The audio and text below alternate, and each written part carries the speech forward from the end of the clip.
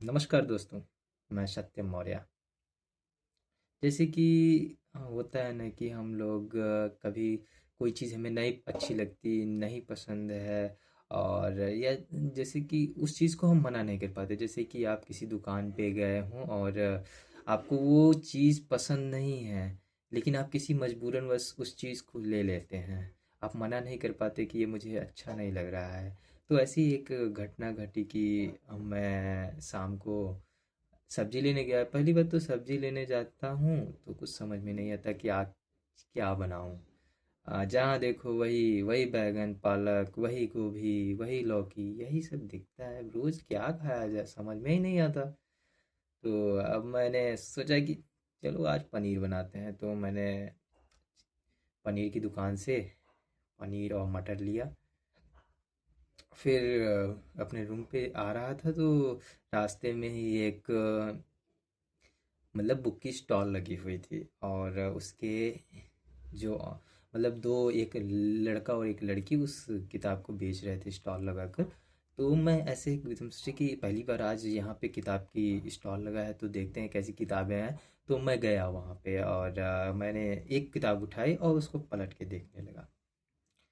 तो हाथ में मेरे पनीर था और मैं उस किताब को पलट रहा था, तो वो पलटने में मुझे दिक्कत हो रही थी।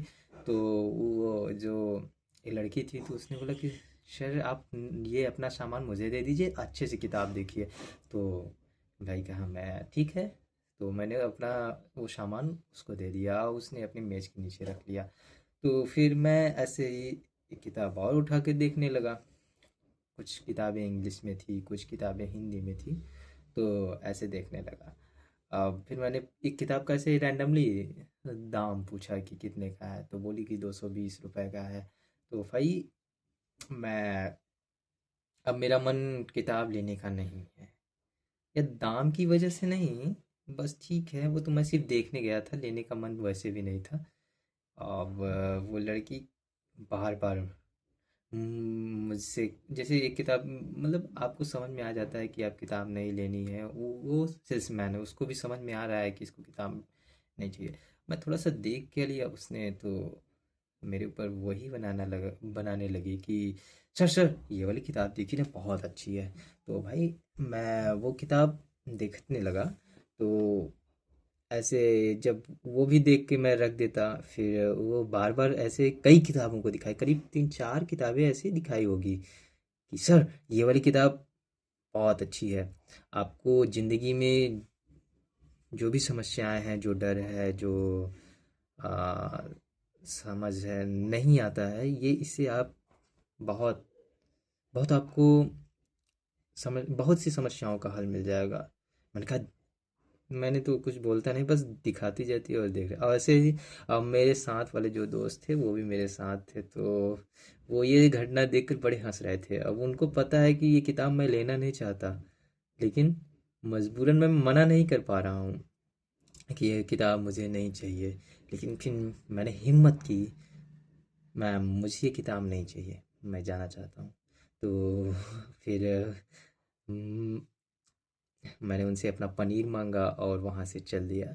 और ऐसे ही कई लोग थे जो ऐसे आते थे, रैंडमली किताब देखते थे। एक व्यक्ति तो उसी में से था कि किताब देखने लगा, और फिर भी वो लड़की तो उसकी आदत है, भाई सेल्समैन है, उसको अपना प्रोडक्ट बेचना है। तो फिर वो बार बार वही ऐसा करती, तो वो चाहकर भी उसको भी लेना नहीं था शायद, लेकिन वो मना नहीं कर पाया।